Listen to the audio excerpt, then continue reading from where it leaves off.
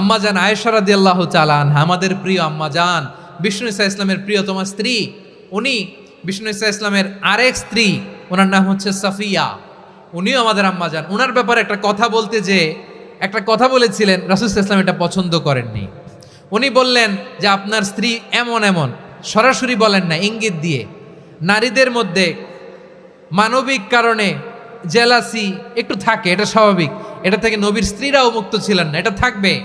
তো তিনি বলেছিলেন যে আপনার অমুক স্ত্রী কাদা ওয়া কাদা, সফিয়া তো এমন এমন, তা আনি কসিরা, এটা দিয়ে বুঝিয়েছিলেন একটু খাটো, একটু স্থূলাকৃতির, একটু মোটা ছিলেন, উনি খাটো ছিলেন। ইঙ্গিত করে যখন রাসূল সাল্লাল্লাহু আলাইহি ওয়াসাল্লামকে এটা বললেন, রাসূল সাল্লাল্লাহু আলাইহি ওয়াসাল্লাম এটা পছন্দ করলেন না। আল্লাহ রাসূল বললেন, আয়েশা তুমি এটা কি বললে? এমন কথা তো তোমার কাছ থেকে আশা করি নাই। তুমি আমার আরেক বিবির ব্যাপারে এমন কথা বললে।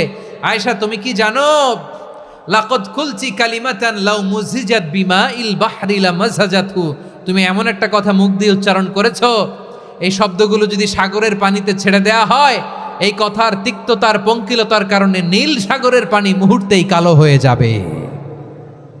আয়েশা খবরদার, আর এরকম বলো না, আর বলো না। রাসূল সাল্লাল্লাহু আলাইহি ওয়াসাল্লাম কখনো বডি শেমিংকে স্পেস দিতেন না, সুযোগ দিতেন না।